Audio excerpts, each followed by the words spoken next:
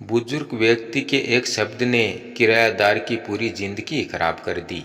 एक मोहल्ले में एक बुजुर्ग व्यक्ति रहता था और उसी के बगल वाले घर में एक लड़का किराएदार बनकर आया।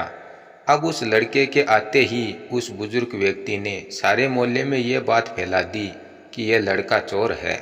अब सारे मोहल्ले वाले उस लड़के को चोर की नज़र से देखने लगे और उसे चोर समझने लगे। अब लड़का सबके पास जाकर कहने लगा कि मैं चोर नहीं हूँ, आप मुझे गलत समझ रहे हैं। लेकिन उसकी सुनने वाला कोई नहीं था। अब एक दिन उसी मोहल्ले में चोरी हो गई और सारे लोग उसी लड़के पर उंगली उठाने लगे कि इसी ने की है चोरी, और मोहल्ले वालों ने पुलिस को बुलाया और उसे पकड़वा दिया।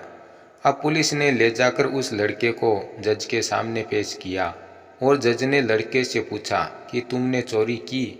तभी लड़का बोला कि नहीं, मैंने कोई चोरी नहीं की है। अब सारे मोहल्ले वाले कहने लगे कि नहीं, इसी ने की है। तभी जज ने मोहल्ले वालों से पूछा कि आपने इसे चोरी करते हुए देखा था? तभी मोहल्ले वाले बोले नहीं। अब जज ने कहा, फिर आपको कैसे पता कि यह चोर है? तभी मोहल्ले वालों ने उस बुजुर्ग व्यक्ति का नाम लिया कि उसने कहा था। अब उस बुजुर्ग व्यक्ति को बुलाया गया और जज ने उससे पूछा, तो उस बुजुर्ग व्यक्ति ने कहा, इसमें मेरी क्या गलती है? मैंने तो ऐसे ही कह दिया था, मेरा मकसद किसी को नुकसान पहुंचाना नहीं था, इसमें मेरी कोई गलती नहीं है। अब जज का दिमाग खराब हो गया और जज बोला कि यह सब तुम मुझे लिख कर दे सकते हो क्या कि इसमें तुम्हारी कोई गलती नहीं है? अब बुजुर्ग व्यक्ति बोला, हाँ क्यों नहीं, जरूर लिख कर दे सकता हूँ। अब बुजुर्ग व्यक्ति ने लिखा। तभी जज बोला कि तुम अब एक काम करो, इसे फाड़कर शहर के बीचों बीच फेंक आओ। अब ये गया और उस कागज के छोटे छोटे टुकड़े कर कर फेंक आया। तभी जज बोला कि अब तुम उन्हें वापस ले आओ। अब बुजुर्ग व्यक्ति बोला, ये क्या कह रहे हैं आप?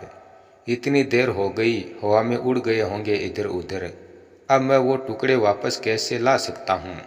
तभी जज साहब बोले कि जैसे तुम उन टुकड़ों को वापस नहीं ला सकते, वैसे ही तुम्हारे बोले गए शब्द भी वापस नहीं लिए जा सकते।